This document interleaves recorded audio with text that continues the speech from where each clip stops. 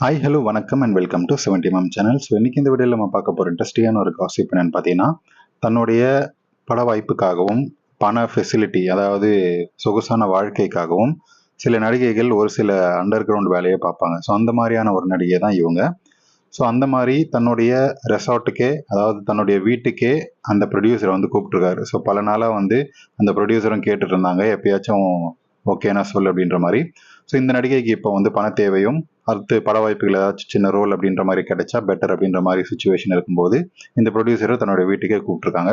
So ஏன்னா வெளியில் ரெசார்ட்லாம் போனால் ரிஸ்க் எங்கேயாச்சும் கசிஞ்சிரும் அப்படின்னு சொல்லி தன்னுடைய வீட்டுக்கு அந்த ப்ரொடியூசரை கூப்பிட்ருக்காங்க. ஸோ வீட்டில் கூப்பிட்டுட்டு அங்கே செய்யும்போது தன்னுடைய அந்த வீட்டு வேலைக்காரன் வந்து பார்த்துட்டான்.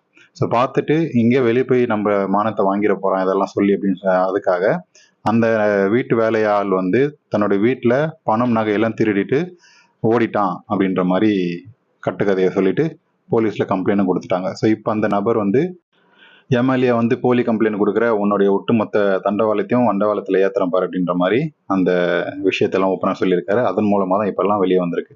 ஸோ இந்த நடிகையை பொறுத்த வரைக்கும் இவர் வந்து மலையாளத்தை சேர்ந்த ஒரு நடிகை, 32 வயசாகக்கூடிய நடிகை. இவருக்கு நடிப்பு கொஞ்சம் சுமாராக தான் வரும், ஆனால் கவர்ச்சியும் வந்து சுத்தமாக காட்டாமல் இருந்த நடிகை தான். ஆரம்பத்தில் துபாயை சேர்ந்த இந்த நடிகை கவர்ச்சி காட்டாமல் தான் நடிச்சிருந்தாரு. ஆனால் இப்போ வந்து 30 வயசாகியுமே வந்து ஒரு 5-6 படங்களில் தான் வந்து, அதுவும் வந்து நிறைய பேருக்கு தன்னுடைய பேரே தெரியாத அளவுக்கு தான் அந்த நடிகையோட ஃபேம் வந்து இருக்கு. ஸோ அதனால் அதை எப்படியாவது மாற்றணும் அப்படின்றதுக்காக பல வழிகளில் பல வேலைகளை பார்த்தாரு. பல நடிகர்கள் கூட இவர் வந்து ரொம்ப கிசுகிசுக்கப்பட்டார். நைட் பார்ட்டிஸ் இப்போ இருக்கக்கூடிய யங் நடிகர்கள் கூட தன்னை விட ஒரு 3 வயசு இருக்கக்கூடிய கம்மியாக இருக்கக்கூடிய நடிகர் கூட எல்லாம் வந்து நைட் பார்ட்டி போனார். அப்புறம் வந்து ரிசார்ட் பார்ட்டி போனார். எந்த பார்ட்டி போயும் அவருக்கு வந்து வாய்ப்புகள் வந்து கிடைக்கல. ஸோ அதை விட பெட்டராக அட்ஜஸ்ட் பண்ணக்கூடிய நடிகைகள் கூட அந்த நடிகர்கள் எல்லாம் வந்து வேற நடிகை புக் பண்ணிட்டு போயிடுறாங்க. ஸோ இதனால வந்து விரக்தியோட உச்சத்திலேயே போயிட்டாங்க இவங்க. ஏன்னா எவ்வளோ பண்ணியுமே நம்ம வந்து ஓசியில் வந்து பண்ணிட்டு போகிறாங்க, ஆனால் தவிர பட வாய்ப்புகளும் நமக்கு எதுவுமே கிடைக்க மாட்டேங்குது அப்படின்ற ஒரு முடிவெடுத்து, ஸோ பணத்துக்காகவே வந்து இப்போ நான் வந்து போய் அட்ஜஸ்ட்மெண்ட் பண்ணால் நீ பட வாய்ப்பு கொடுக்குறியோ இல்லையோ, இப்போ எனக்கு இந்த அமௌண்ட்டை வந்து கொடுத்துட்டு அப்புறம் கிளம்பு அப்படின்ற மாதிரியான ஒரு டீல் வந்து பேசியிருக்காங்க.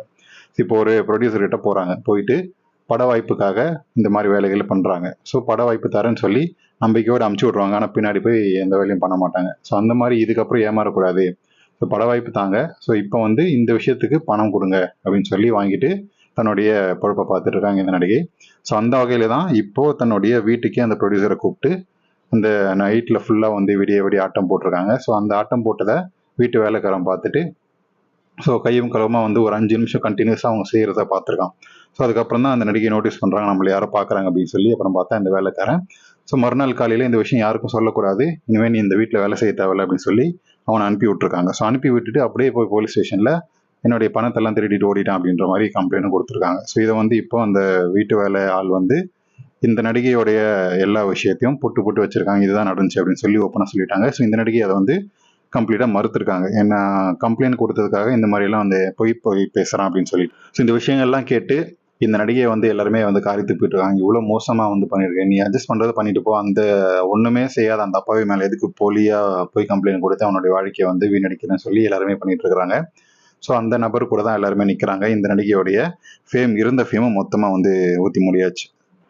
ஸோ இந்த நடிகை செஞ்ச வேலையை பற்றி நீங்கள் என்ன நினைக்கிறீங்க அப்படின்றத கமெண்ட் செக்ஷனில் மறக்காமல் சொல்லுங்கள். வீடியோ பிடிச்சிருந்தால் லைக் பண்ணுங்கள், ஷேர் பண்ணுங்கள், சப்ஸ்கிரைப் பண்ணுங்கள். டிஸ்கிரிப்ஷனில் கொடுத்துருக்கக்கூடிய இன்ஸ்டாகிராமுக்கு ஜாயின் பண்ணுங்கள். அதில் போஸ்ட் பண்ணக்கூடிய ஆக்டர்ஸ், எடிட்டர் வீடியோஸ் எல்லாம் பார்த்து தெரிவிக்க விடுங்க.